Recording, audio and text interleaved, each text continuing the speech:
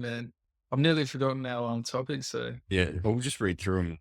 So we've got the desire to buy things now and create happiness in this moment versus being frugal with money, but then end up spending it on other stuff. Um, excited for that one. yeah. And then one I threw in, like the concept of you wake up fresh in the morning the first time you wake up, but then you go back to sleep because you're in that habit of oversleeping, and then you wake up feeling average.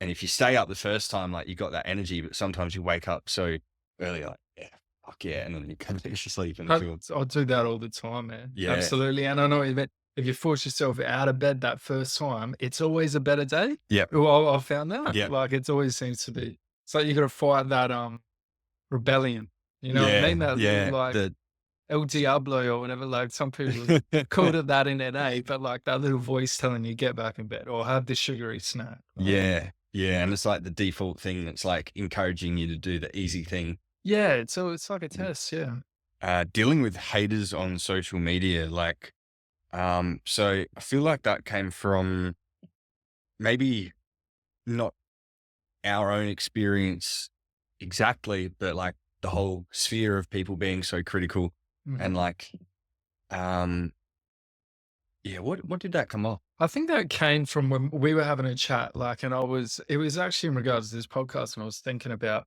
the hate and that could come from basically, I was getting a little anxious about the podcast, Yeah. and I was thinking, "Hey, maybe should we edit it? You know, was it right? Was it wrong?" And Mm, started really overthinking it, I think, or letting kind of fear get the better of, like, me and just the authenticity and having fun with things. yeah, And that yeah, came from, like, a previous post that I had where I had a few people laugh at me because I had some training posts that I put up and, everyone got a few laughs and it got so I let it get to me. I yeah. let it, get to me a little. I mean, look, I don't think I'm popular enough to have had enough hate on this subject. Like, out of my 7 likes, It's but, all relative though, isn't it? Like, yeah, as long as you've had the theme of that experience, because, it's on a spectrum. Like if you've had, a reach of like, let's say 100 people see your stuff and some actually went out the way to like make a kind of response that could be taken as negative, you're still feeling on that spectrum of what hate could feel like. But people that have had like virality and then they're having like 1 million people view and then they're getting like, an absolute meme made out of them in criticism. yeah, It's still on that spectrum. It's you're just right. magnified by like 1 million. Yeah, that's true, but I suppose, like, on their way up, they've come from the same place we were. You know what I mean? Yeah. Like, they had 100 likes, went to 1,000, went 10,000. Some people get their fame really quickly, but that's, I think, a rare case. But, yeah, so, I mean, it can have the same impact. If you've only got 100 followers and 10% of them are giving you some hate, I think it can have the similar impact, and, I think it's actually positive because I think whatever happens to you, you grow from and you learn something That's based it true. and you become more resilient. Like, without that hate, you're not gonna understand how to process haters and how to, really detach from caring about what people think. Yeah, exactly. Mhm. 100%. We'll come back to that later. Yeah, easy. That can be a teaser. Yeah. And then also being an empath slash giver and then being like selfless, people pleasing and knowing your limits with that. So trying to have boundaries to conserve energy, knowing when to walk away from toxicity and not feeling selfish or guilty for prioritizing your own mental health. Yes, yeah, it can definitely relate to that one. So that'll be good to have a chat about that one. Yeah, Looking for forward sure. to it. Yeah, there's probably a few avenues where that's applicable. I threw one in there that was like speed limits in Australia are bullshit revenue raising things. Yeah. I haven't had a speeding fine lately, but This coming is back from overseas, I'm just like, this is fucking bullshit. Yeah, yeah, and the price of the fines and all that these days, like, Yeah. it jumped at some point from, like, $120 to, like, 500, Yeah. Yeah. 450, like, it's just ridiculous increase, and then demerit points. And you know what the problem is? The having a low tolerance for speeding, like let's say it's like, I don't know what the lowest you can get done for by camera is. I think 65 would kind of be close to the limit. Yeah, I believe so. I know myself, like, I can't, quote this, I'm not 100% sure, but I know myself, I've been doing 65, 66 and not been fined Mm. multiple times. So yeah, I think it would be around the 67 mark. Yeah, but Upwards. then mobile speed cameras and police can in person can get you at a lower level than that. But let's say it's like 65 by a mobile speed camera. Mhm. Like 5 kilometers is such a small amount that if you're not constantly watching your speedo and then taking focus from the road, like it's no wonder Australians in general can be such or have so many bad drivers because they're spending half of their focus making sure they're not speeding instead of watching the fucking road and knowing where they're going and how to control their car in relation to what's around them. I know what you're saying. I'm wondering if this has come from you recently getting a motorbike and wanting to be able to speed. Oh, 100% it is. No, but I completely get what you're saying. But see, I've never really struggled with that a whole lot, to be honest. With Yeah. the speed limit in terms of like staying on 60 and not going over. I did when I had a V8. Yeah. When it was tempting. Yeah. You know what I mean? And that gear change was right there. But Yeah. but I haven't struggled with that a whole lot. I mean, I don't know about motorbikes because you have to like specifically look down Yeah. at your Well, speedometer. what they often suggest is not to do that and just to Mm. go by listening to it. Yeah, yeah, Because right. on a bike, you want to be even more so focusing on the road because, Yeah. yeah, I can't automatic. I suppose you automatically do that anyway when you drive. You just kind of go at the pace people are around you. Yeah, You're not like yeah. specifically the speed. Oh God, all right, is that the correct? But yeah, that's an interesting one, man. Because I've also heard that overseas. I can't remember where it was, but like one of the places where they have very little road rules and it's pretty barbaric kind of on the roads. They actually have a lot less crashes Mm, like than over here. yeah, It's like it's less stressful, or they're just I don't know, they've just gotten used to, just using their hand-eye coordination kind of thing as opposed to actual speed limits and yeah, yeah. interesting. Yeah, I think whenever you have human error in the equation, you can have all the rules you want, but there's always going to be someone that has a mental blank in a moment, goes up the back of someone, does something. And, Mhm. there's only so much you could amplify the speed limits and everything, by 10x what they are now. And yeah, maybe it would like decrease crashes from 100 in SA a year to 50, but it's going to also make life unpleasant. Yeah, and I think a lot of people have that argument, man. Like, I Mm. think, this would be like a massive, like, debatable topic. Yeah. Like so many people think that, like the 50, for instance, Yeah. went from 60 to 50. How much has that benefited in terms of like crashes or anything? I think I mean, the only thing it's attributed to is more frustration. Yeah. But Yeah. Like down back streets, maybe there's some validity if there's, kids that are in houses and stuff and could run out. Mhm. I will give it a point there. But yeah, there's heaps of places that, 80's gone down to 60 as well. And it seems like it's a trend that keeps happening. Yeah, and you have to I think you have to question, like, is that a trend that's happening purely for safety, or is a big portion of it revenue raising? Yeah, because there's definitely places where it seems like it is revenue raising. So by the airport here, basically that used to be 80 from the skate park through towards the airport. Yeah, And that's yeah. all 60 now. Yeah, And right. like, there's no residential or other kind of buildings around there. And it's, clearly made for going faster than 60. And I think that would be revenue raising because so many people are used to doing it. Yeah. You drop it down, it's going to catch people still in the default mode of doing it. Yeah, even in terms of the back streets and that, I think it could potentially be overdone. Like, I agree with you that, like kids and that coming out and playing, there's obviously a risk there and some danger, but I think like a lot of like in Kilnut Gardens, for instance, some of the roads are so wide. You could like have 4 cars in these 2-lane roads, Yeah. and it's quite quiet there. Yeah, I mean, obviously there's going to be kids in suburban areas, but like I think the places where it should be 50 is heavy foot traffic, Mm, not so much just back streets. Like yeah. if it's a tight and narrow back street, yeah, maybe like, Yeah. you've got an argument there. Let's lower it down to 50. Because another place like on Goodwood Road that I think is a bit deceptive. You go under the bridge, and when you come up, about a few kilometers or a kilometer from the Goodwood Hotel, when you come up, At bridge, it goes to 50.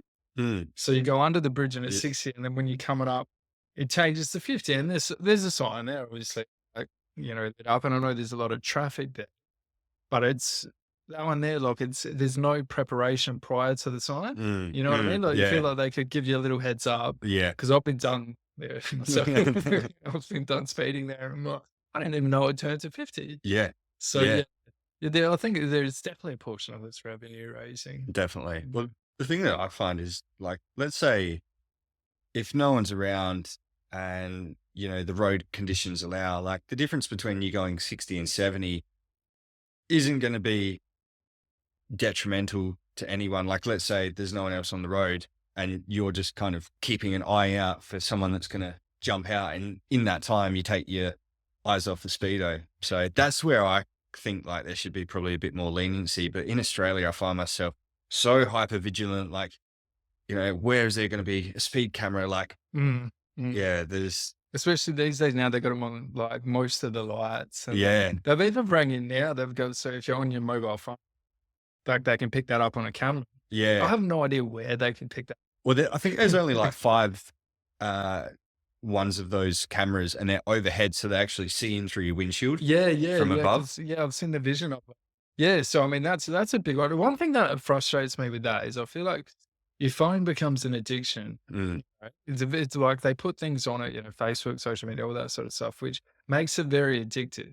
People become addicted and they're driving around and then they get fined yeah. and lose their license, lose their money, potentially lose their job, let's say, working as Uber Eats or something. Yeah. And it's like, to me, I just don't think that's fair. Like, I think what they should do is, if it's such, a dangerous rule, we're talking about, okay, you're gonna, there's potential for you killing somebody or having car accident and being fatal, whatever.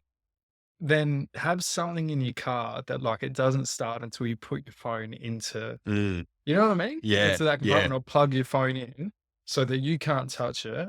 You like, or you have some mechanism that you put in. You still make your rev. You still Yeah. make your $200 on installing it or 250, but it's not like a $500 hit, loss of license, Yeah. the economy going down because people aren't working Yeah. because they're now catching buses. Like, Well, that's the thing. Like when you get to that level of addiction with your phone, like it becomes an extension of you and Mm. you unconsciously pick it up and touch it without even realizing. Since our last podcast, I actually did start putting my phone in another room in the morning. yo, awesome. The And how night, you been feeling with? fuck man, it got me up like in the morning Yeah. and I hadn't been using it in a habitual way since doing that. And you feel better, like less strained as well? Oh, 'Cause massively. Yeah. I attempted it since our last podcast, and I did that. Like what it was almost putting it in my drawer Yeah. at like 7 p.m. ish. And then since then I went back to just grabbing it and scrolling. Yeah. Even this morning, like I only did it for a very short period of time. I had a quick look and I was like, no, man, don't get into this scroll hole. Yeah. Don't Yeah. get sucked in. And I jumped out of bed. So I deleted like social media. Mm.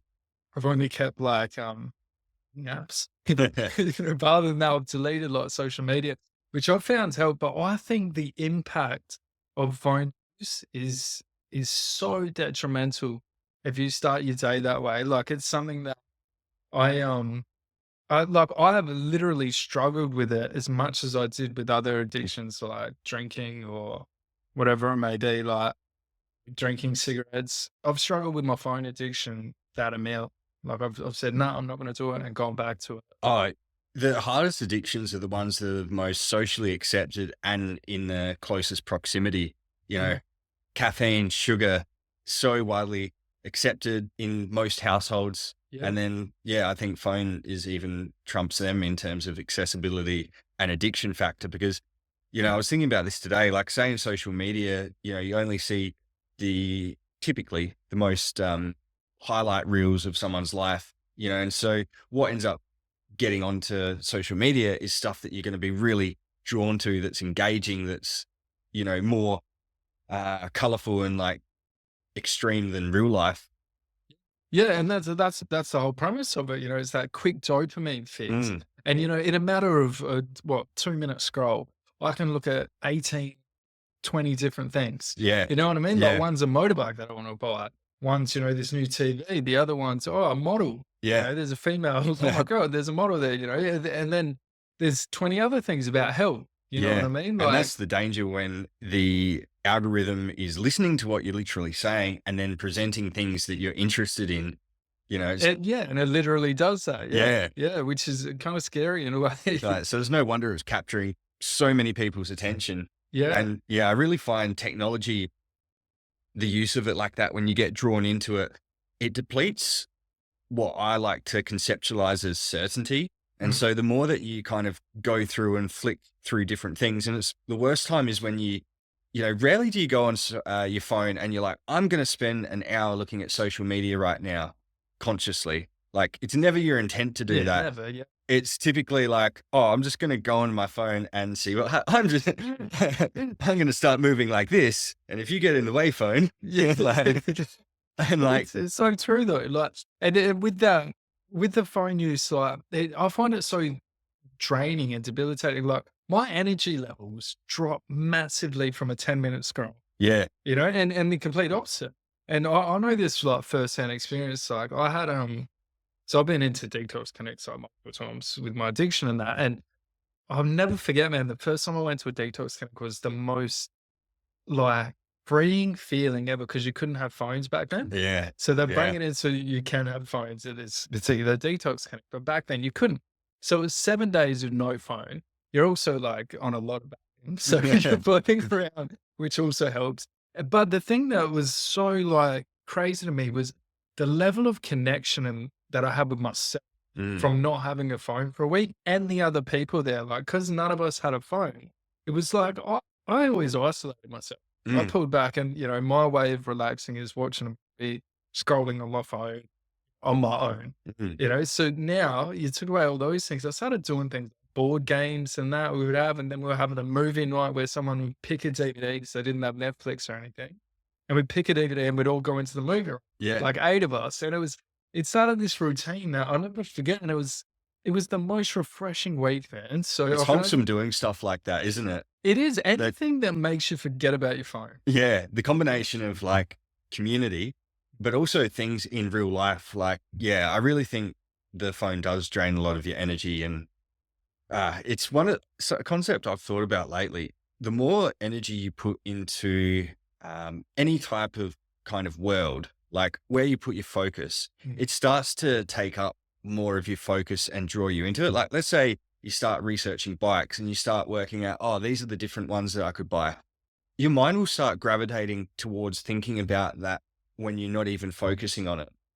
Let's Yeah, say you're yeah. playing video games. Let's say you play like 5 hours of a video game a day and there's like some sort of like storyline.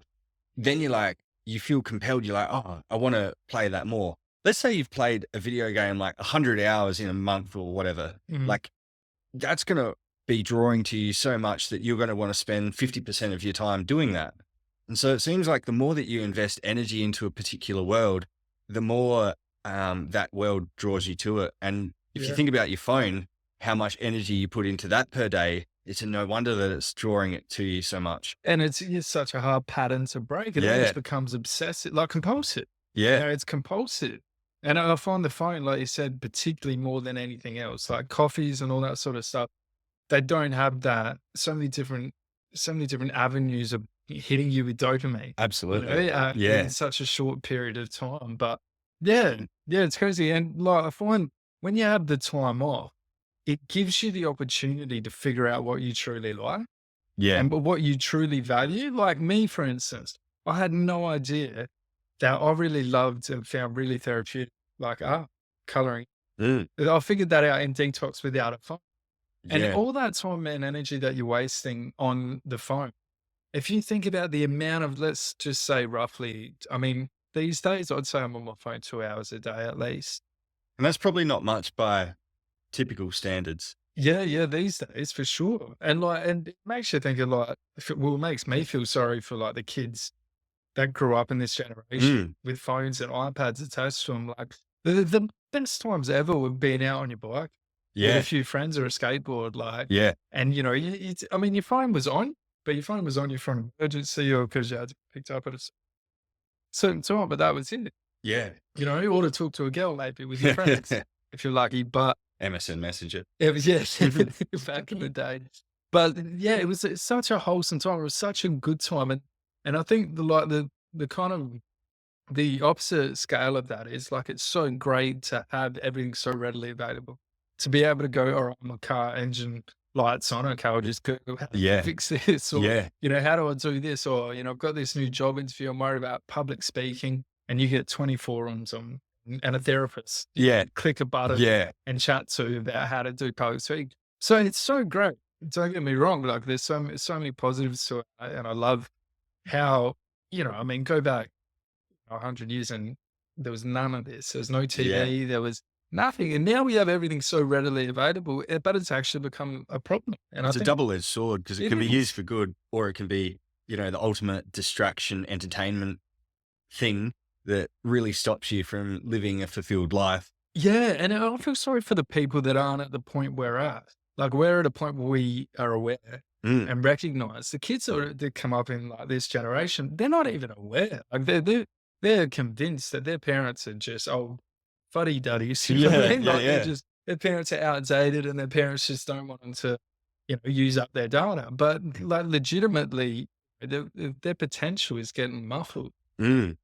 Yeah, something I come back to with technology as well, like, I guess it requires so much of your focus because if you think about everything broken down into bits of information and our brain being a processor that can take in a certain amount of data, Mm. if you think about how much information you see when you scroll for 10 minutes, which you can see a lot of data in 10 minutes if you were to Heaps. scroll, Mm. and that processing requires a lot of your focus. And I think that's a large part of why it depletes your energy. Yeah. Whereas when you go and play a board game or something, there isn't that many bits of information to be intaking. And so it can be quite relaxing and therapeutic.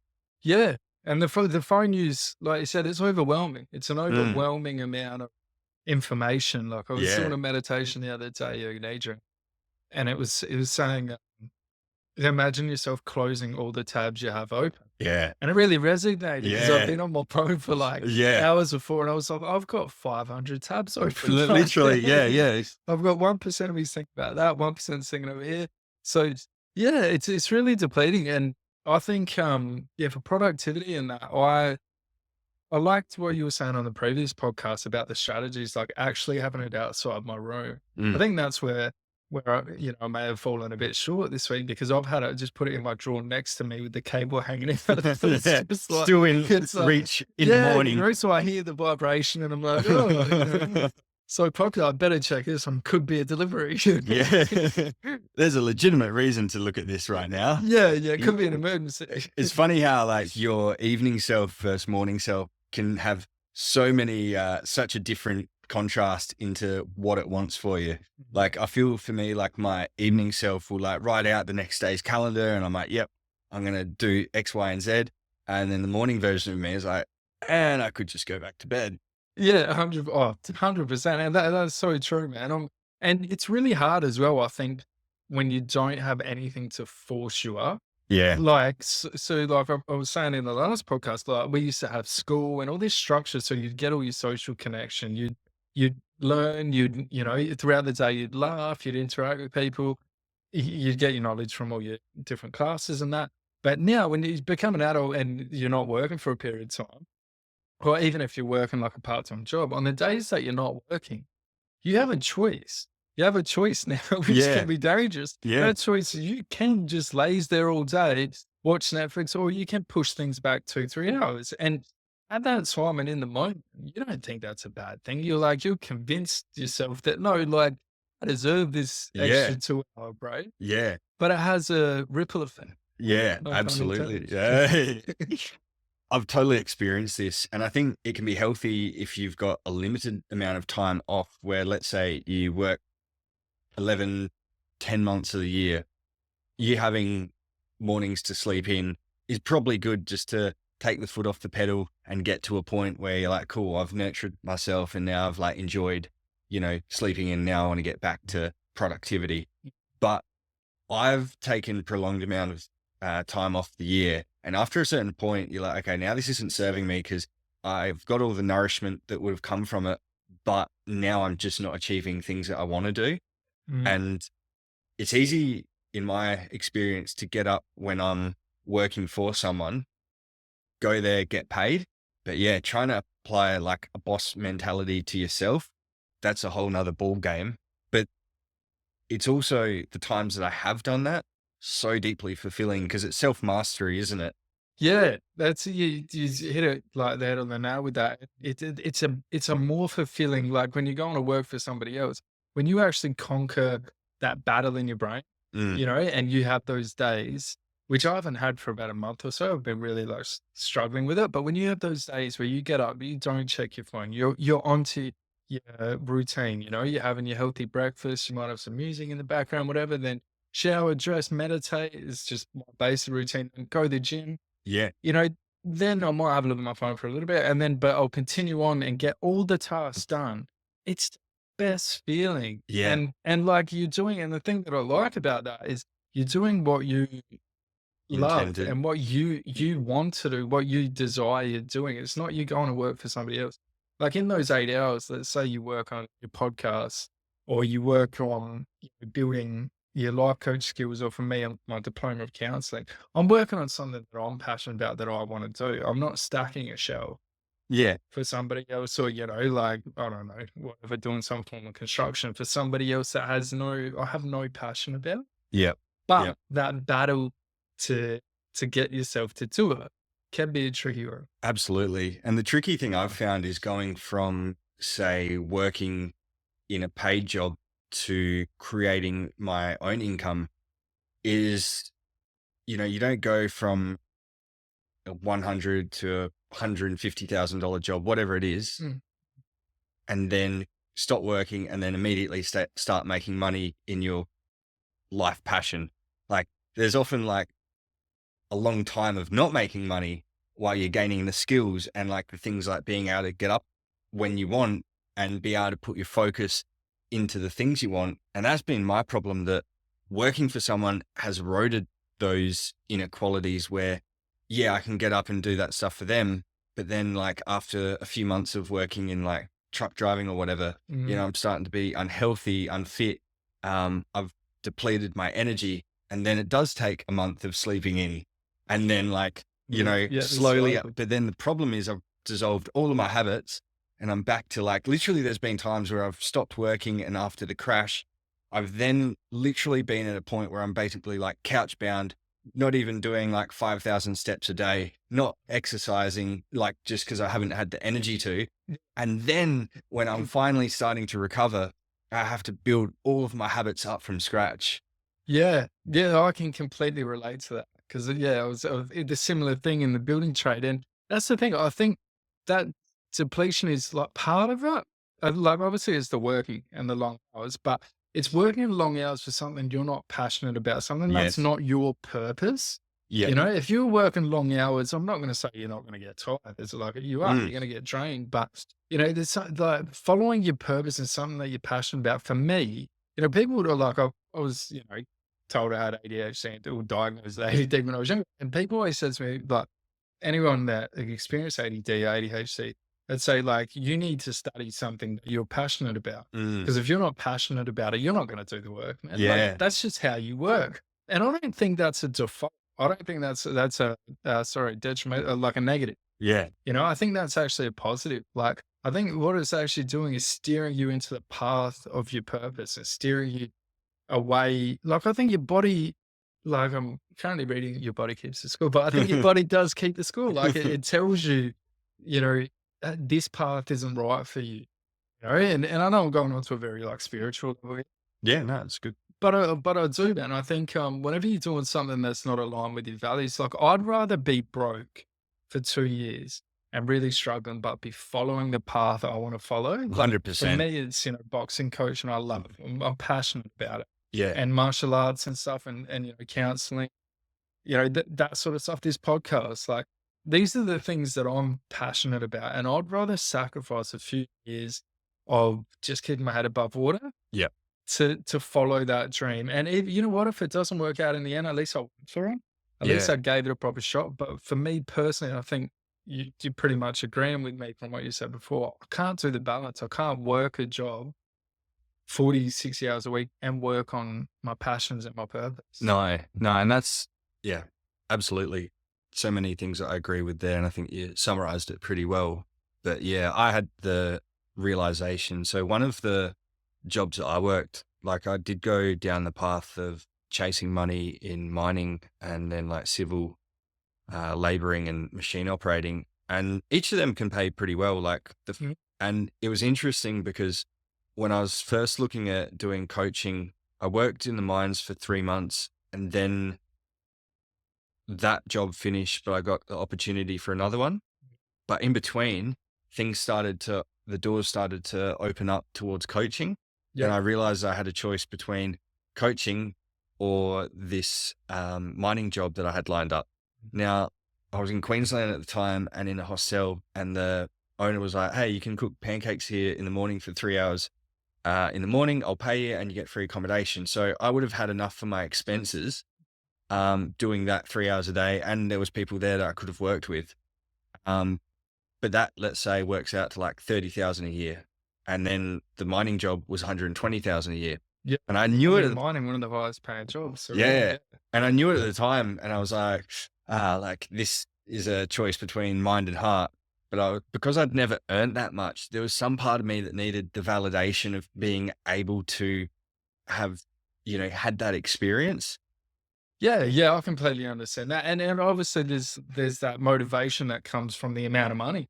Yeah. You're like, I earn this amount of I can get this, I can get that, I'll be Yeah. able to buy a house in this amount of time. And you want to hear what's really interesting? And I think it validates your point and also goes beyond not just the body being impacted by being out of alignment, but also the universe or life can also, provide or show resistance when you're off path. So I did go for the mining job.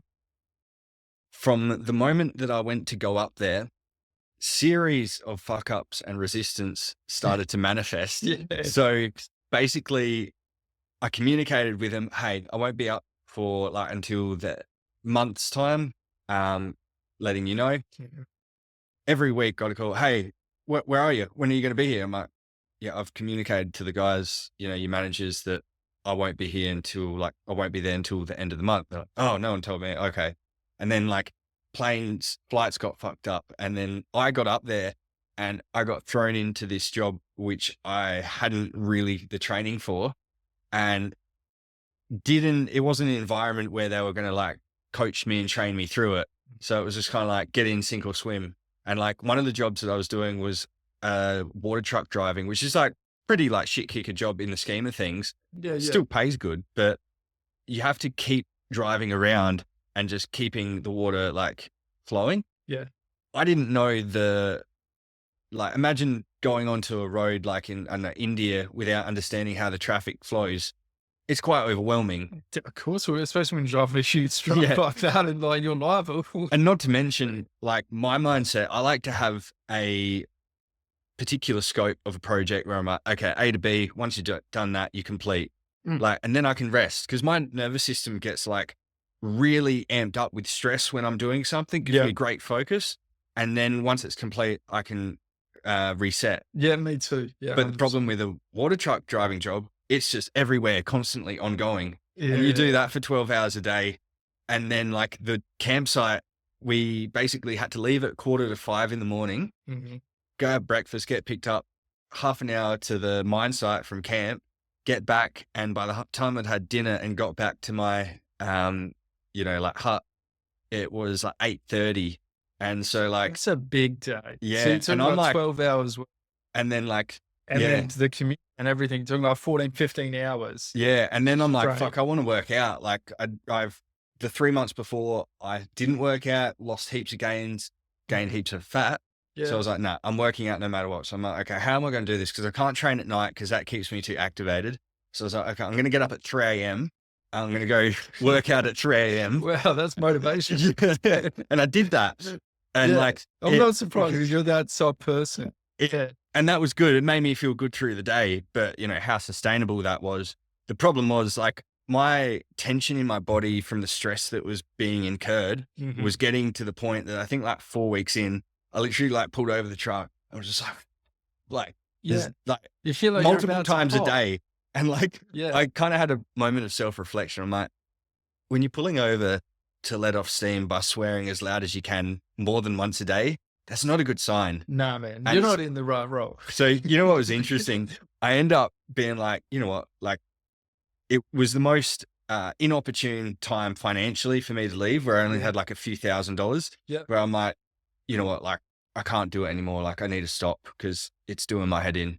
And I end up taking that few grand and going to Cairns.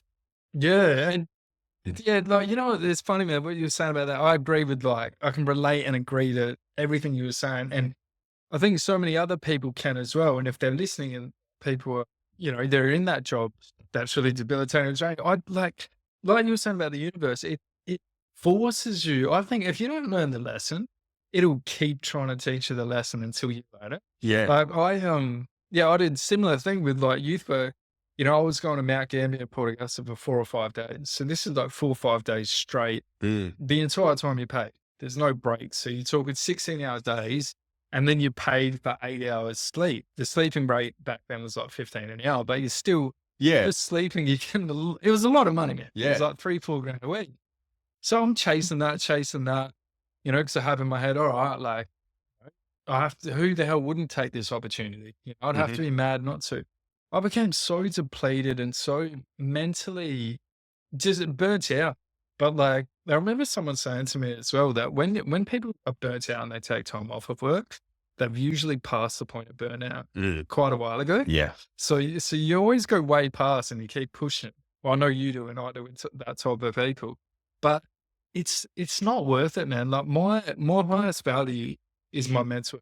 And Mm. if you're in any form of job, like I say to people, I'd say like my advice would be, take a year or two working on yourself, even if it's hard, even if you got no money, you're better off doing that than I could never settle into a job that makes me feel that way. And I tried, like you said, the universe kept doing things to me, man. I tried like 20 times to go back to construction.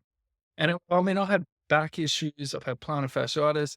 The last like 3 times I went back there, I was in so much pain I couldn't walk. Mm. Like literally within half a day. And it's like, no matter how many times I tried to go back there, this overwhelming amount of anxiety and these just random things would come in place Yeah. and stop me from being able to do it, which would be a blessing in disguise. Can I throw something out that I think is an interesting line to draw? Mm. So, thinking of that and how it's kind of like quick money, but it comes at a long-term cost.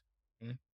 And thinking about addiction, it's almost like, because me with substances, there's been times where I've perpetrated that same cycle where I'm like, oh, this will give me something in the short term, but ultimately it takes in the long term. Yeah. And yeah, it's interesting to see that play out, not only substances, but also like career Yeah, it's true. I never actually made that kind of connection. correlation. Yeah. Mm. Yeah. But that's so true. Like you're going for that short term gratification instead of waiting, a little bit longer Yeah. and working on yourself and doing the work. Yeah. Yeah, it is a lot like that, man. It is. And I think addiction serves a purpose. And what I mean by that is this is kind of opposite to what kind of controversial, but what I mean by that is that when you're having addictive behaviors, like it's because you're unhappy with some part of your life. There's some Mm. part of your life that you need to heal, need to work on, whether it be you're not going towards your purpose or like I think, so many people in the building trade in particular are heavy drinkers. I think there's a reason for that correlation because they're in a job that they don't particularly want to be doing. They're forcing themselves to go this way, in pain all the time. So yeah, because there's that disturbance and conflict in their body, they're using something to numb them. Yeah. So addiction has a purpose, and the purpose it has is teaching you that you're not on the right path. Yeah. Like right now, I've found it the easiest to stay away from drugs and alcohol. And it's because I'm meditating, I'm exercising, I'm doing all the things I'm really passionate about, studying, counseling. Yeah. And I think that plays a part into it, So as much as addiction is horrible, I wish it upon me. Like I never want anyone to go through it. I do think there's so many benefits from it because it's like the universe, God, whatever you want to call it, forces you and steers you into the direction you should be going down. Absolutely. Yeah. Yeah. And I think I've had that experience as well. I literally made a bit of a graph that kind of detailed what you're showing, which for me was like the path. Imagine the top path is the path that's aligned with your values towards who you want to be.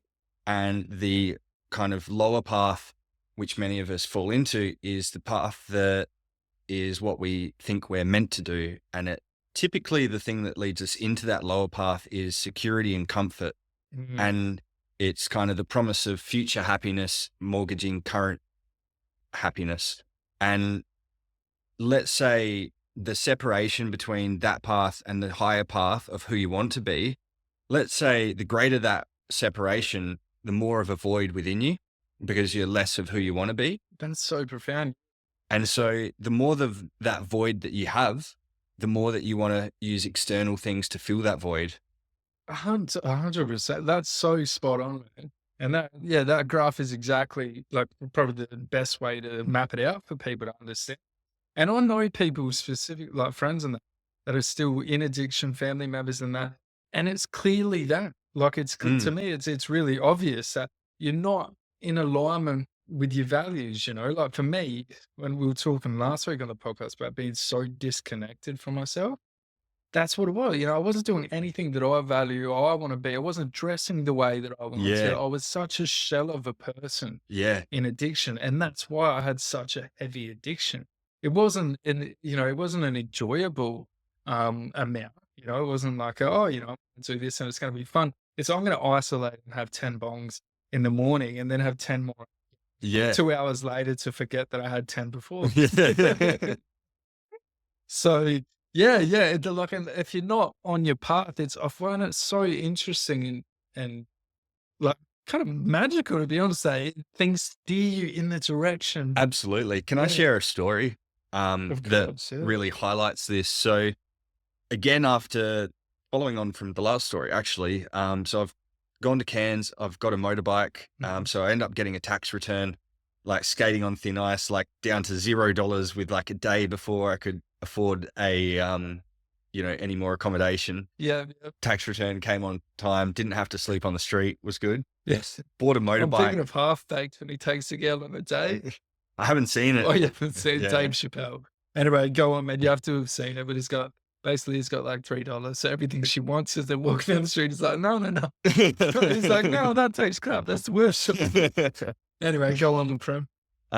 So I cruised from Cairns by a motorbike down to Gold Coast and end up doing a workaway, like so you can stay with people in exchange for helping them out. Yeah. Found yeah. like 2 cool people to stay with.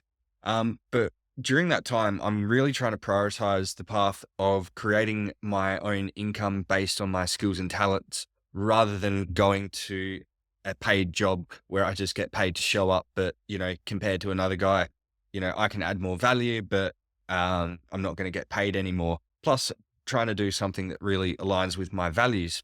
Yeah. Yeah. So while I'm there, my auntie's like, why don't you do movies extra stuff? And I was like, I haven't done that. Might give that a crack. Mhm. So I end up riding 3 hours into Brisbane and doing one of these movies extra roles.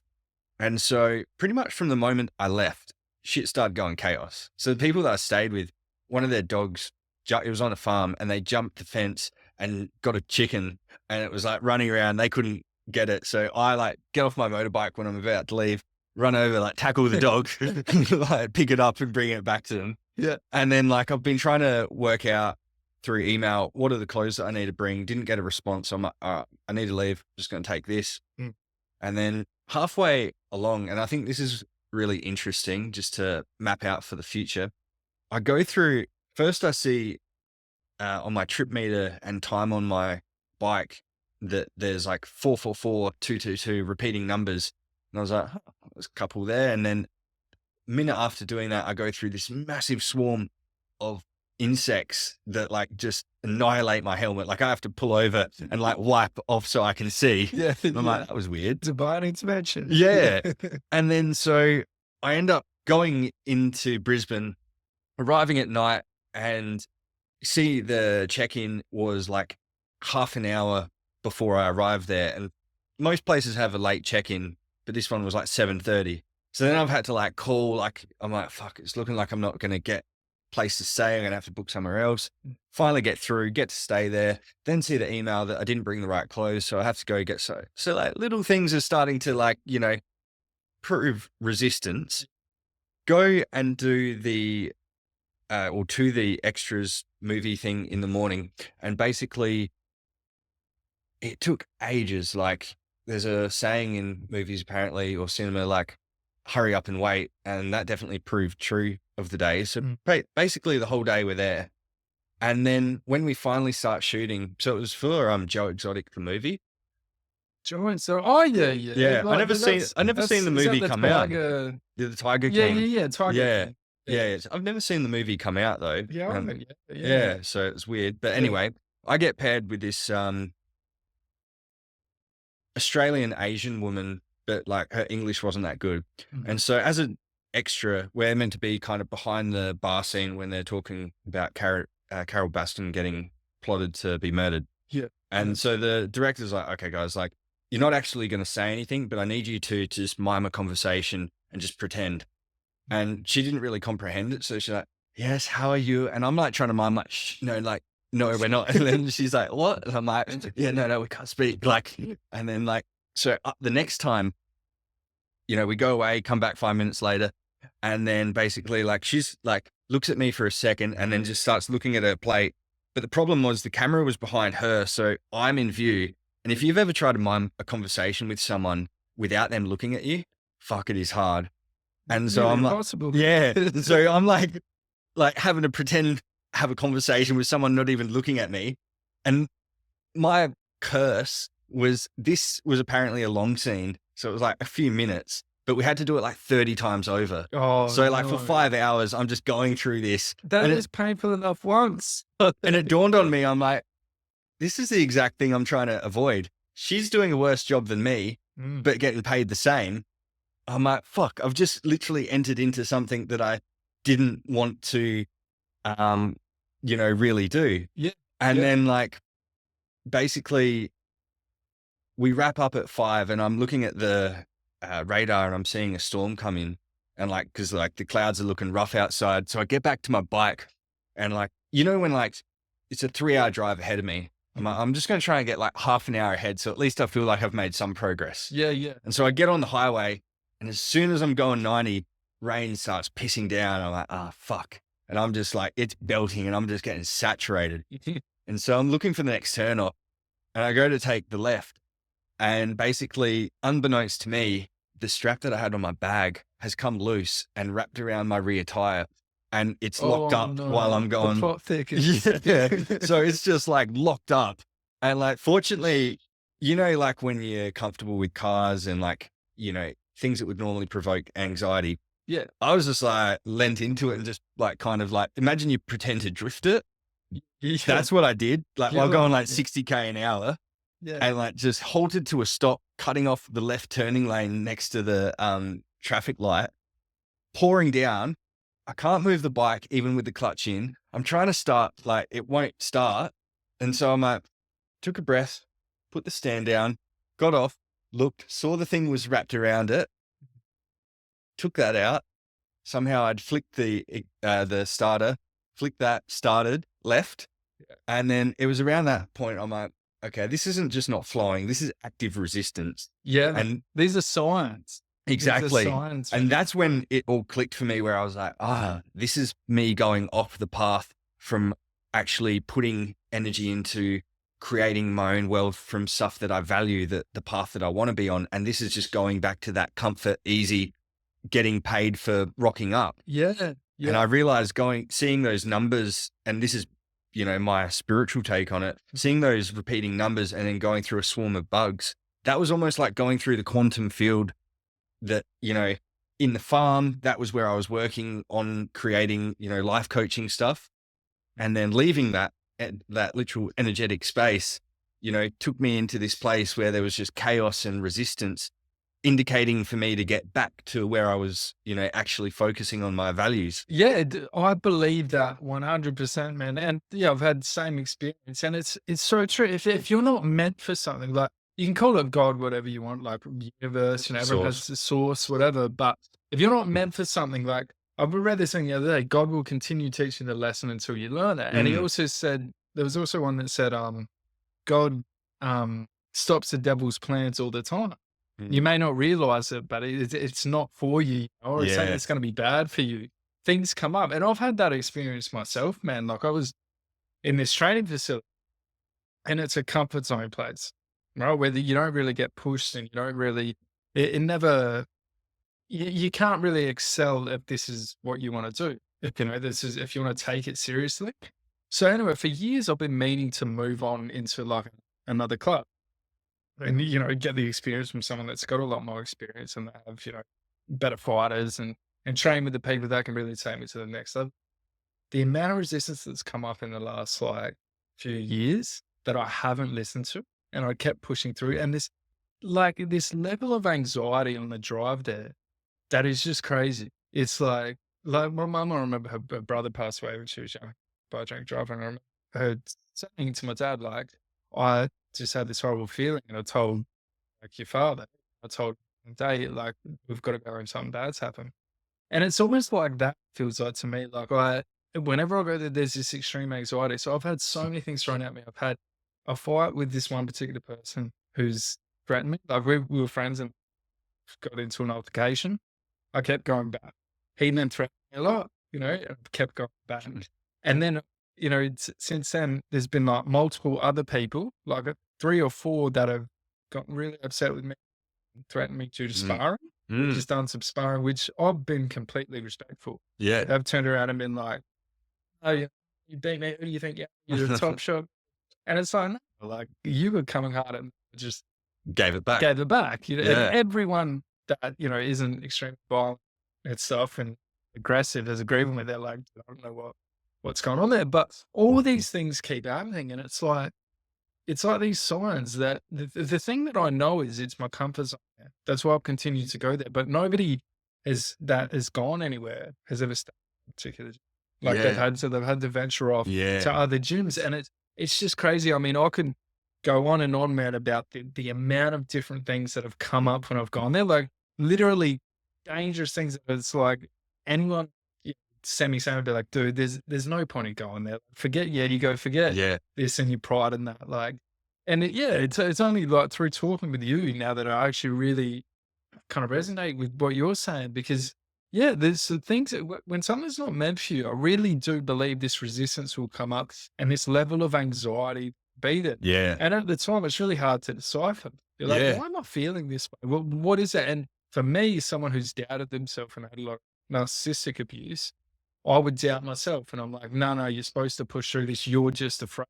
Yeah, well, there is that thought that, oh, like anxiety is just you not facing things. So, Yeah. I need to go face them, and you can kind of gaslight yourself. Yeah. And that's where like you need to really, spiritual framework can be quite useful, but there's always like a nuance where like there are times where resistance is applicable, and there Hmm. are times when facing your anxiety is applicable, and knowing the Yeah. difference of the two.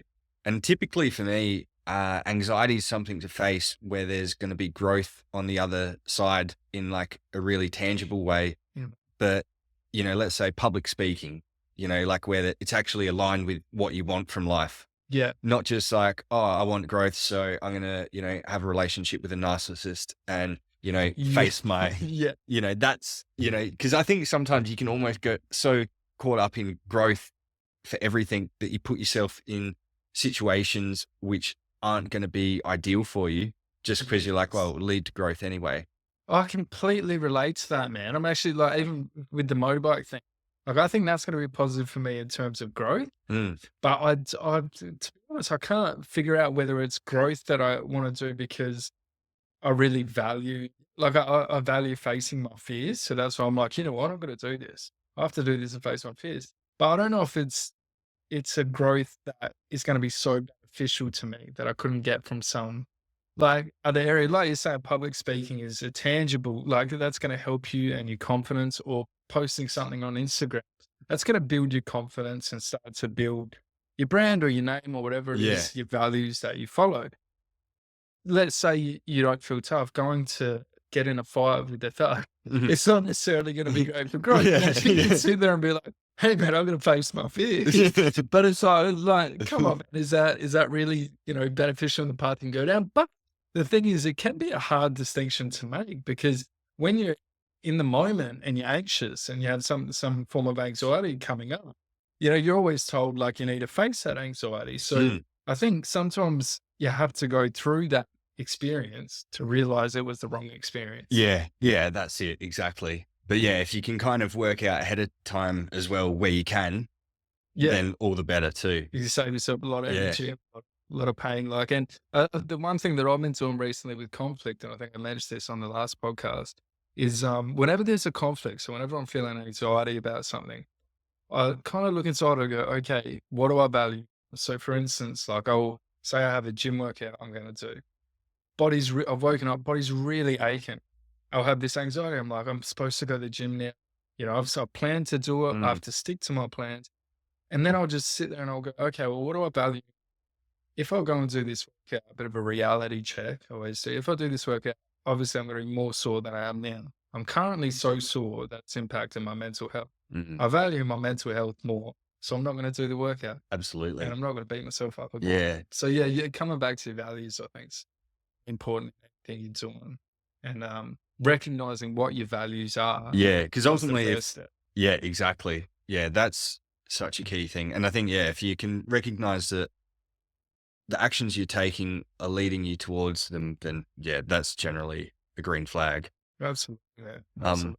Another thing that I did want to jump over to was the concept of spending money and then feeling guilty about it.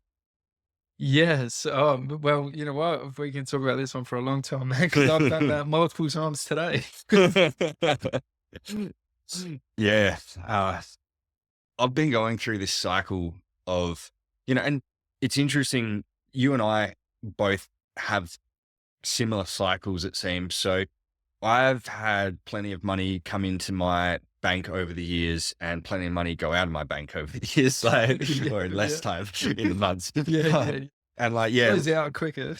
yeah, like literally um, when I was like 23, 24, I got a payout from a car crash. Mhm. And then I think, like basically, fortunately at that time, I was like, you know what, like I'm going to put it into brick and mortar, and I bought a house in Tasmania for $39,000. I vaguely remember that now, Yeah. man. I remember talking with you about that. I think it's probably or something. Yeah. Yeah, wow, that feels like a lifetime. Yeah. But you know what? Like at the time, I literally joked where I was like, because I think I got like 55 grand, and I was like, should I just put it all on Bitcoin? I was like, hey, nah, fuck, if I had, that would have.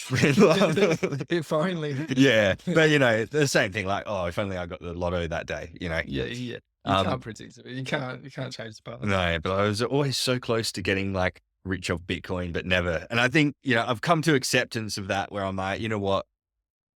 It's clearly not in my path. Like if I did make that money, then I wouldn't be incentivized to do all the self-development that's required to then create, something really aligned with my values. Yeah. Yeah. But That can help people and everything. Yeah. Yeah. Just what wasn't meant to be. No. But then so with the house, I ended up having it for like 6 years or so. That had its own set of problems at times. Like I didn't realize you had to pay council rates and shit. And like for some reason I didn't get the notification. You're like, I thought it was just like Monopoly. Yeah. I own it now. Like, Pay me rent. Yeah, exactly. Property. So the first person I rented out to was in there for like 5 months, and it was only $100 a week, like nothing. But the rental yield worked out to like 10%, so it was good. Problem was, in that area, there's not a heap of demand. So even though you get a good yield, it's when you can get people. The second people though, family from Victoria, basically lived in there, trashed it, flicked the mains power, left the fridges full of shit, kids had drawn on shit, bailed, and I had to pay $2,000 to get it cleaned up. Even though my insurance was like, no, we can't tell if this was malicious or not. I was like, yeah, okay. No bond? $400, which Oh, didn't doesn't count. really, yeah.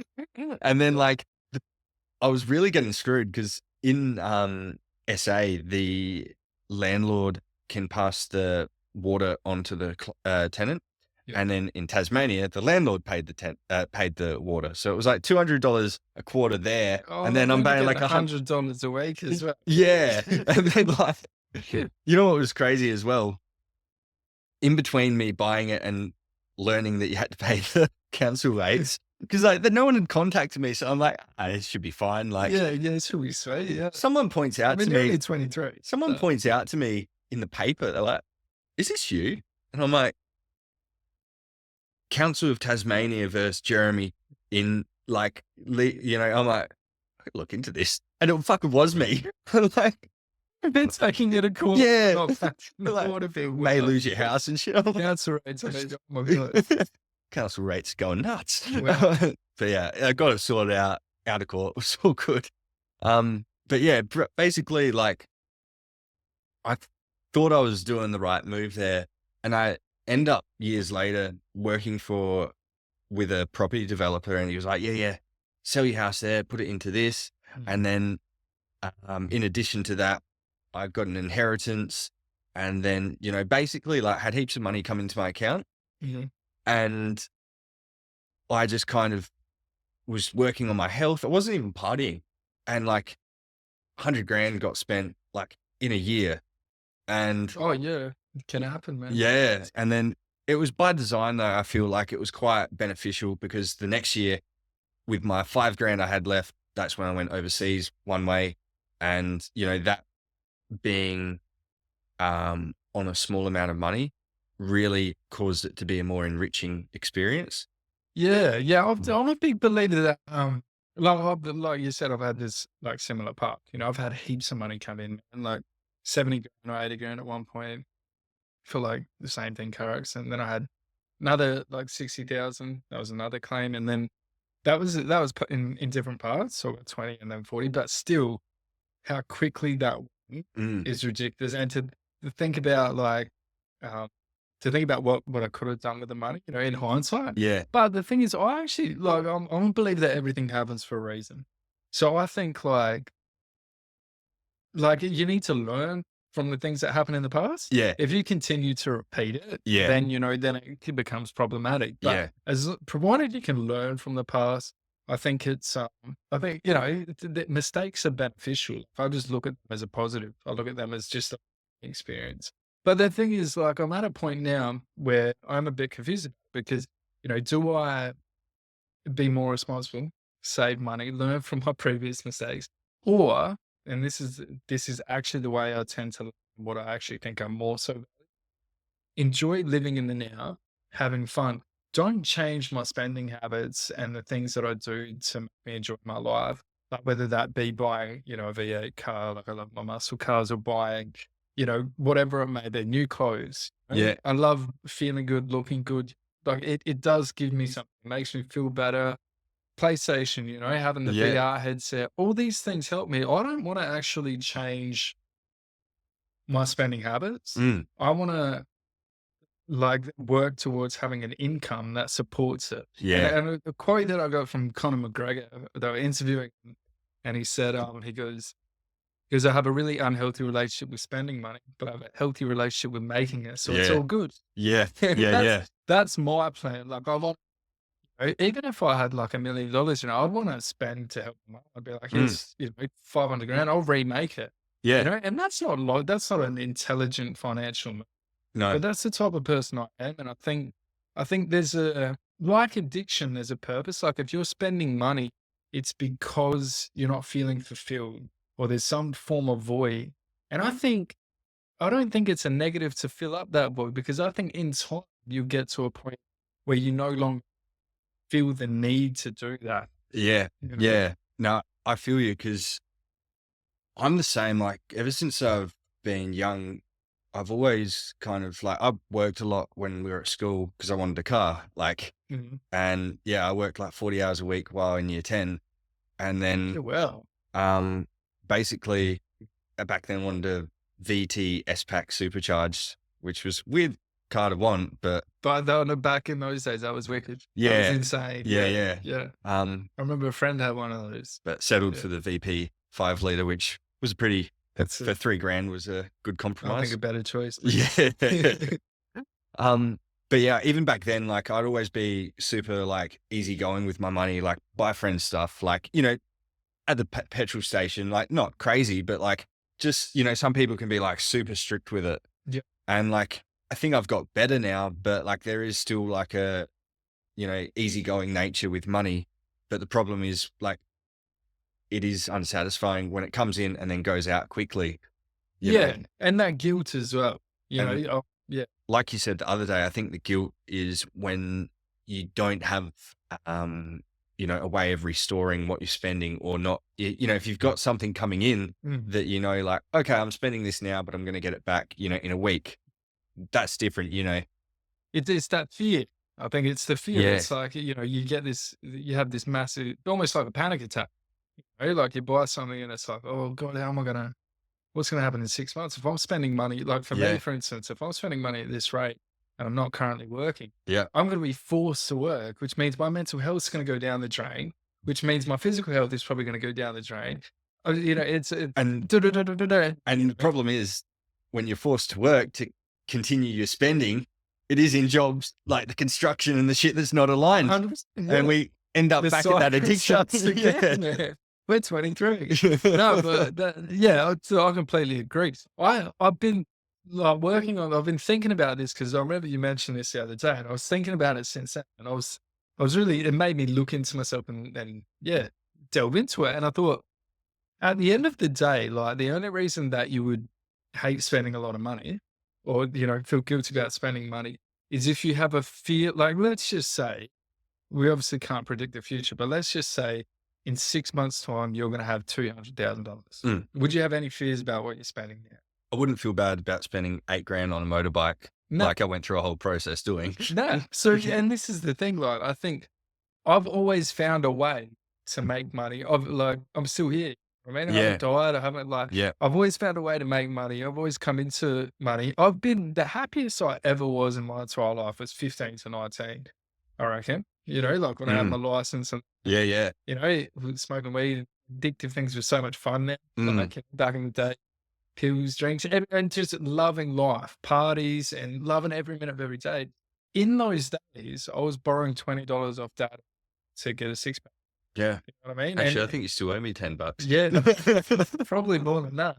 But like, and scrounging together, you know, money that, you know, like, oh, 20 cents I found on the ground and put that, you know, and I can get a pack of cigarettes maybe, you know, sneak into the thing and get some older person to get me a pack of smokes or the old daddy that used to sell them. But my point is like, how is it I can be the happiest I've ever been at the most confident? You know, had good looking girlfriends, had heaps of mates, had all these things, and I had no wealth. I had no real, I mean, I had security, I suppose, this false sense of security that my parents will look after me, Yeah. I guess, which helped.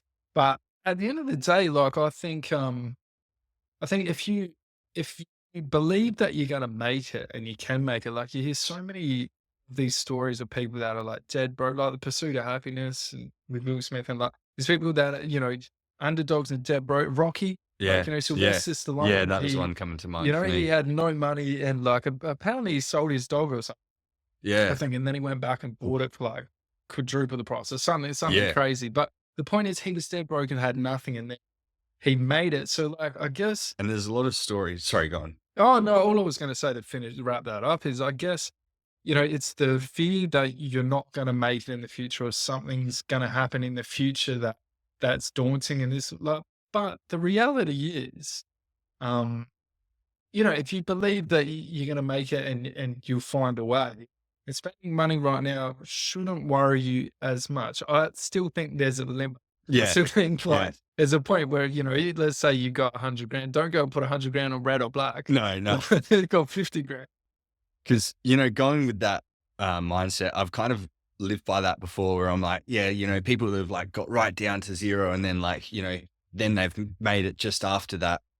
And Yeah, I've like that and spent all my money and then had to go back to like mining and shit. I'm like, okay, like kind of after like the third time doing that, I'm like, or fourth time, I'm like, okay, I got to try a different way You now. know, they say though, I'm on to like the 12th time. It's like, also my values are helping, like, I want to be able to help my mum and all those sort of things. I Yeah. mean, the amount of money that's gone through my hands, maybe the way I'm looking at it could be effective. Well, here's where I'm at. Like, basically, I've tried working the 80 hours a week, stacking up cash, and then having, like 6 months to 12 months runway to try and create, the life that I want where it's an income's coming based off my values. Hmm. But for the aforementioned reasons of depletion and, those cycles, that's not the way. So now what I'm trying this time is trying to work like, let's say like 15 to 25 hours a week Hmm. where it's enough to cover expenses, maybe even save a little bit, but like just enough for the mental health benefit, not to actually save money, Yeah. just that, minimum. Just security. Because I think whenever you have money going in a positive direction, it makes you feel good. Definitely. But then if I'm going to go, oh, cool, I want to work 50 hours a week, to then save more, that may not be the best use. I'd rather work less and then pour that extra available energy into like, more value aligned paths where like can create courses and, ebooks and different things like that. Yeah. So I'm hoping, at the very least, I tried, 5 times over mining time off. Okay, that didn't work. At least now I'm trying something else. And if that doesn't work, cool, I'll try something else again. Yeah. But And just trial and error, isn't yeah, it? But I do think you do have a valid point about, looking at what's happened in the past. mm, And if that's not working, making a bit of an alteration. But I think, sticking with the values and the things that you're passionate about, like the book that the yeah, book that you've written, like if you can make money, like I guess the goal for everybody is like a passive income coming in without work, yeah, 100%. so Yeah, like that for me, like would be, I'm doing the diploma of counseling and real estate. So the idea, obviously the real estate's a future idea. Like mm, once I can buy properties and then flip it. So yeah, then I don't have to work. You yeah, know what I mean? It's just like, all right, get this one, do it up. I'll do like the construction myself to save the money, flip yeah, it, made money. Like yeah, similar to what you do with a beaten up old car, yeah. you get it back and then sell it for a profit. So I mean that's the goal. And that time between now and then is it is tricky. Like I still contemplate. I'm not sure whether or not like it's wise to spend your money, invest. If you're investing in yourself, I don't think it's a negative. No, but then there's also a limit to that.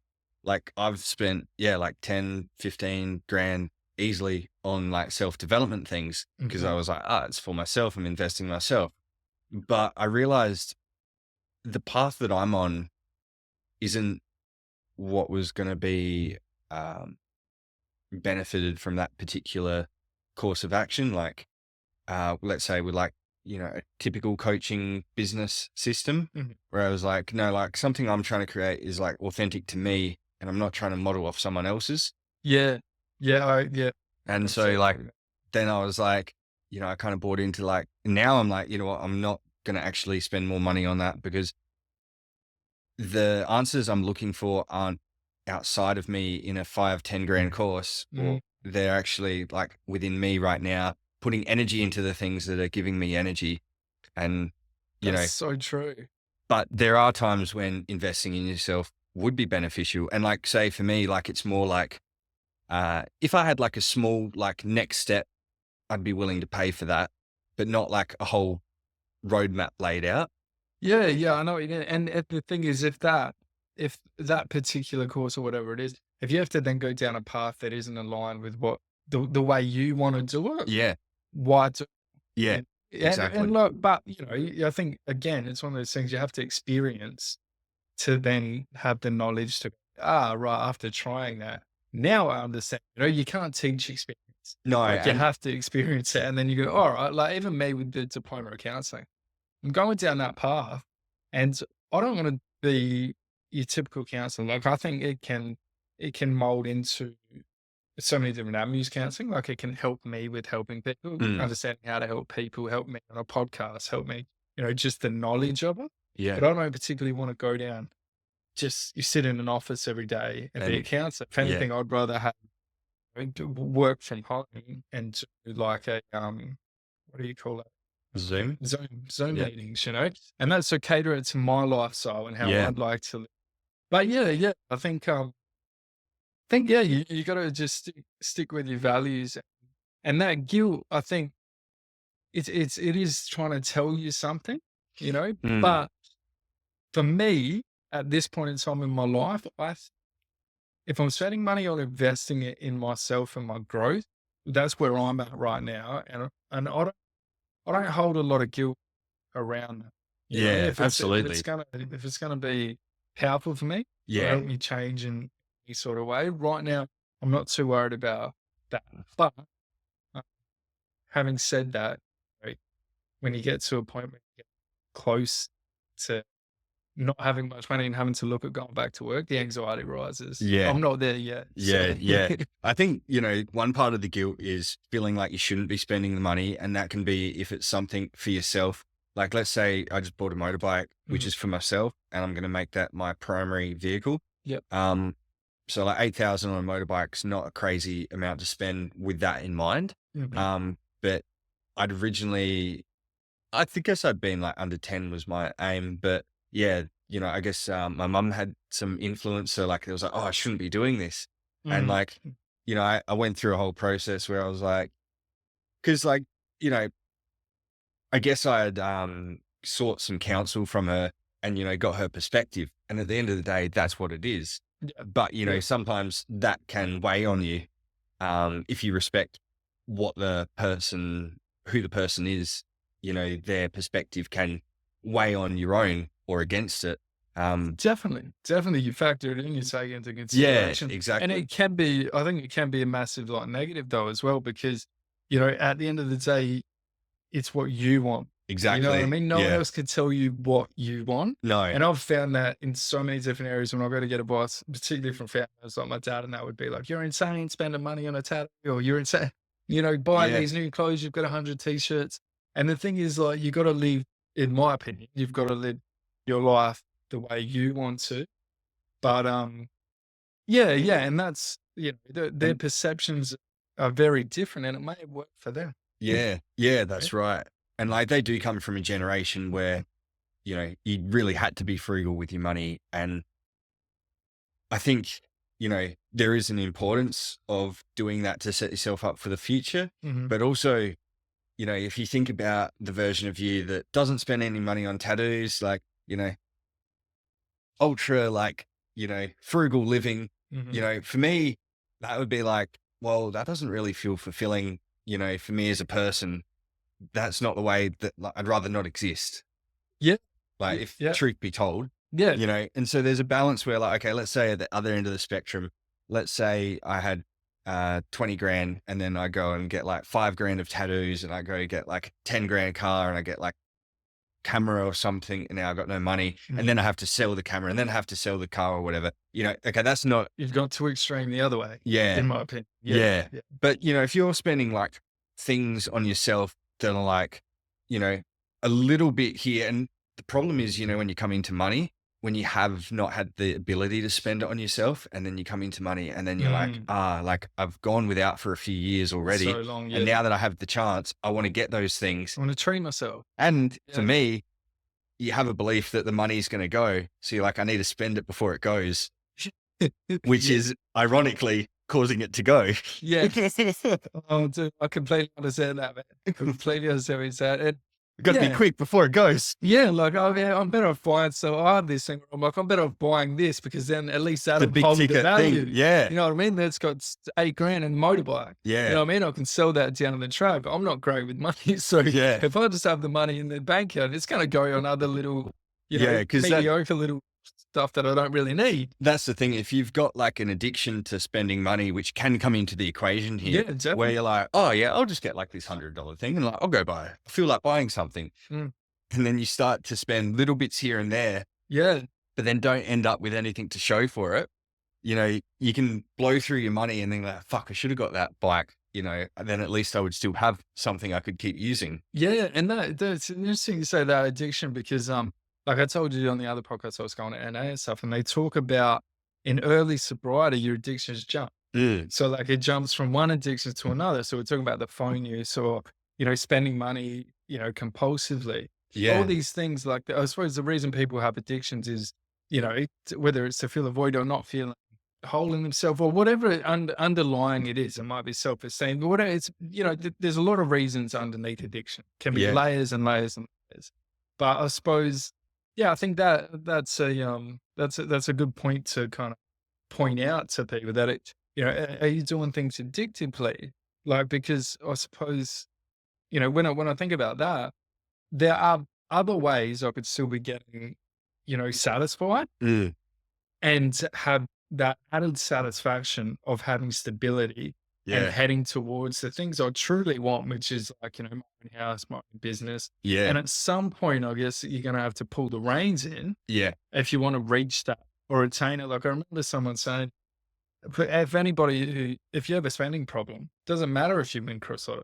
yeah, Like you can yeah, win 5 million, the yeah, money's going to go. yeah. And I think on a small scale, we're prime examples of that. Yeah, absolutely. Yeah, and it's a tricky thing, as I touched on before, there's like a rebound effect where if you've kind of gone without, there's going to be a natural, swing back where you try and like compensate. And you even see it like, let's say you go without eating much for like, like, let's say you're eating, but you're in a deficit for a Mhm. few days. You're going to be hungrier on other days. And Yeah, like the absolutely. same's kind of true of with how you, buy things for yourself or treat yourself. But maybe the offset is if you can create enough enrichment in your own life, connection to yourself, doing things that are small and free for yourself, going for a walk, meditating, treating yourself to an early night, reading, and you can have enough of those things in your life that are giving you a sense of fulfillment.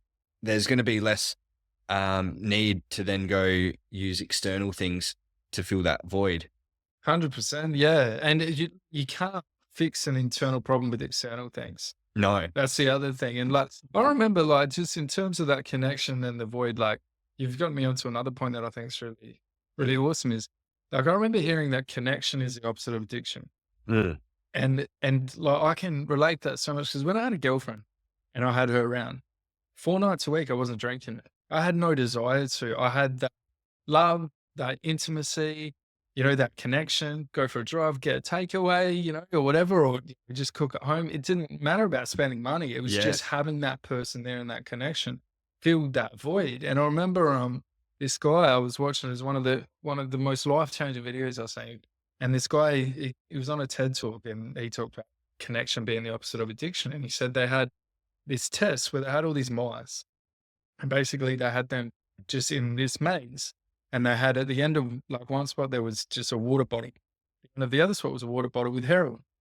Right. So in this maze, this one mouse went to the water with heroin. Once it tried, it became addicted and died. Right. Then they had another maze and it was like a fun park. Like it had, all these different activities they could do and it had multiple like mice in it. Yeah. So there was like 5 or 10 so they could have sex with each other. They could interact with each Yeah. other. They had all these things they could play on like a playground, for mice. And then they had the same thing, that water and the water with heroin. And almost none of them became addicted to the heroin. Mm. Like I don't think any of them did. They were just having it going down the slide. Yeah, the time of their life. That was a really fun day. But like, and I think that's so just says so much about connection and addiction. Like for me, I know I spend a lot of time on my own and isolate. Like I don't have a girlfriend. Like even I think living with people or in a share this could be positive, but can be really difficult when you're somebody has had a lot of anxiety, depression, Yeah. and overthinking. It's almost that cycle, like you get in that pattern and then it's like the way out is something you're too afraid to do. So Yeah. that pattern and cycle Yeah. continues. But There's definitely a caveat to that as well, that it's not connection at any cost, because there's equally amount of share houses and people that you could connect with that would cause a way worse sense of self. and be detrimental. Yeah. Yeah. And that's a big one for me is all like trust. Yeah. Because I've been hurt by, people that like my parents, not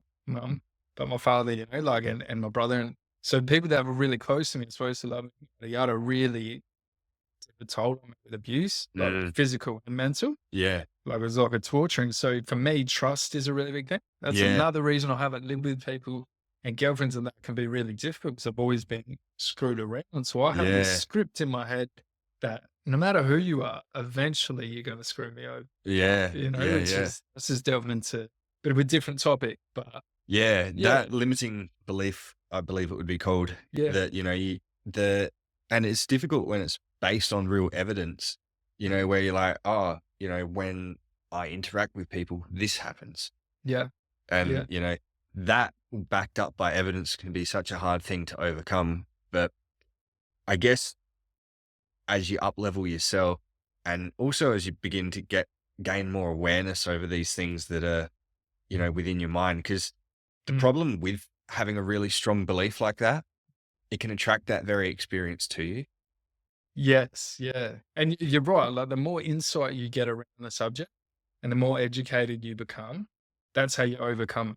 You know what I Yeah. mean? Like knowing that, hey, that's my pattern Yeah. and recognizing that and going, that's my pattern, but is that necessarily real in here, here, and here? Yeah. Is it possible these things are going to happen? Of course. Like there's a possibility things might not work out. There's also a possibility things will work out great. Yeah. You And know, and that's you it. start to Like, become in tune with your, it's, intuition. You yeah. know? Yeah, exactly. And because that's the thing, I think, you know, say you've gone out with the girlfriends you've gone out, they've cheated on you, for example. So you're like, oh, this has been my experience, and now I'm conditioned and fearful that that's going to happen again. But, one, if you can kind of put that in context, okay, like who was it, the type of person that I was attracting then? Mm, And like, is that true of, could there be exceptions to this, and start looking for evidence of where that wouldn't be true?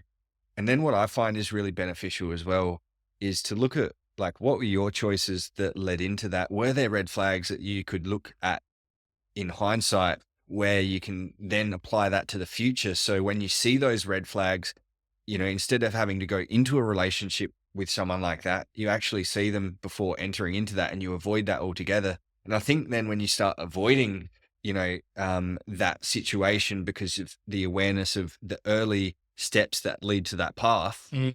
then you're going to start to bypass that altogether. The thing that's difficult, and I think, It's crazy in the bed, crazy in the head. well, Crazy in the head, yeah, crazy in the bed, I mean. and that kind of leads into what I was going to say. That's exactly the That there's something you value from that experience with that type of yes. person, which, there can be something are gaining that you value consciously, Yeah. like where you're like, I'm willing to do that trade off, but then you're going to have maybe some negative results.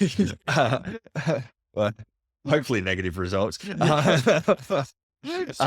Or there can be something like on a deeper level that you're actually meant to learn from that experience. But then obviously going back to not putting yourself in situations for the growth's sake. Yes. Yeah, yeah, absolutely. And look, I think lust has gotten me into a lot of those situations. Yeah. You know what I mean? Like this attraction to that, bad girl, I guess. Not necessarily bad girl, but like I see what you're saying. Yeah. a Like, nasty girl, you know what I mean? yeah, Like a yeah. dirty girl, that type And it's of going to be, porn star type stripper chick, you know what yeah. I mean? And it's Like, going to be the hypersexual ones that are yeah. also most likely to cheat. Yeah, 100%. Yeah, yeah. Like, I mean, you should see it from a mile away, but then you're like, well, I want to take that risk, Yeah. because Yeah. this is going to be a great time. Yeah. But It's just yeah, going to that's come back to can't make a hoe a housewife.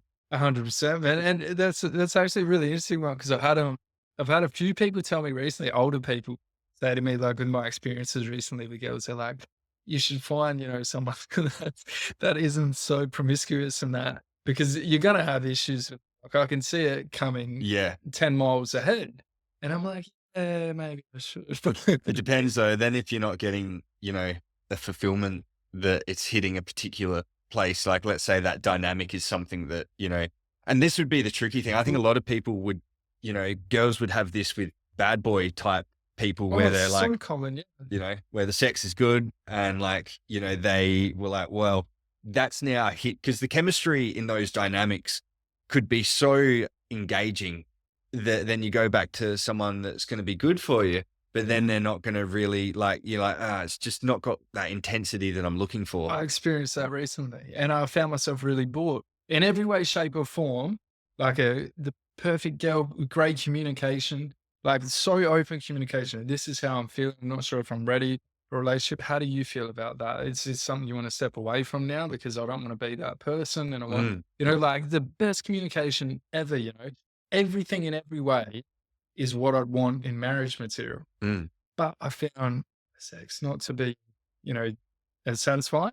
yeah. And I found myself just getting bored with I don't know, it's like there was no excitement, Mm, and it's like, I, I wonder if, because you see these women all the time, they go with bad boys, bad boys, bad boys. And then a lot of them tend to figure it out eventually and marry the good guy, yeah. but I wonder if like there's still always hyper attraction to the bad boy, and there's still that appeal or vice versa. If you're Well, it's talking about probably, guys with girls. like with addiction of any form, like eventually you realize something isn't serving you and it's not good for you. And, I'm sure there's people that like doing heroin and they would still like to, but they're like, It's a good point. But if it's got negative effects, how long are you going to keep kicking yourself in the exactly the go through diet? the Yeah. pleasure pain cycle. Yes, You that's know, true. I suppose the goal then is to find the balance. yeah, Lady in the streets, breaking the sheets. yeah, yeah, Yeah. exactly. Yeah. I do wonder as well, like if there could, you're looking for a unicorn, but I'm all against all about, if it's possible, you can make it probable. Yeah. There could be a girl out there that hits the points that you're looking for, like the level of like intensity, Yeah. and coupled with worth. Mhm. And then if they did some inner work to get to like an elevated, awareness, Yeah. and then, so you would need someone that came from the type of chick that you were dating. And this, I would imagine, would be commensurate to your own ability Yeah. to increase your own kind of level. Yeah, 100%. But Yeah. yeah, like I do imagine there'd be a unicorn out there that could do that. Yeah, and I think you're so right. They've been through that, like a lot of life experience, and they've, now curved their ways or whatever. So they still have that element of excitement and understanding, and you're on the same level mentally. Yeah. It's not And they as can if, hold that energy, but then yeah, I think we all want to relate to someone that's had not exactly the same experience, but can at least, have a depth of experience similar to ours so that, a bit of understanding of where you've come from. yeah, Because, someone can't fully accept you if they kind of haven't understood your world. yeah. And if they've lived a completely different world, like with the Yeah. previous girl, such a placid upbringing and like country girl and churchy and Yeah. that sort of stuff. And it's like, we're on a completely different level, man. I come from, I've been to jail like a few Yeah. times. Party I've had scene, like party scene. I've had a pretty hard, crazy life. hard knock life. Yeah, and like, and I think, yeah, you're right. I think you need that person you can connect with that can actually fully understand you. And it's not necessarily they even have to have been through it. Maybe they had a brother, or maybe they had a family member or a friend. You know what I mean? But they're on that level and they can understand you, yeah, intellectually and actually, you and when I say understand, have experienced something similar for. Yeah, exactly. And like, I'm sure there's people out there that haven't understood their partner's past and they accept them as they are. Mm. But I'd feel for me that, I'd appreciate being understood on a deeper level. Yeah, definitely, definitely. I think that connection would be strong. Yeah. Yeah. Yeah, absolutely. Yeah. All right, man. I reckon we leave it there for today. So do I, man. As Sweet always, that's as. good. Thanks, brother. No worries.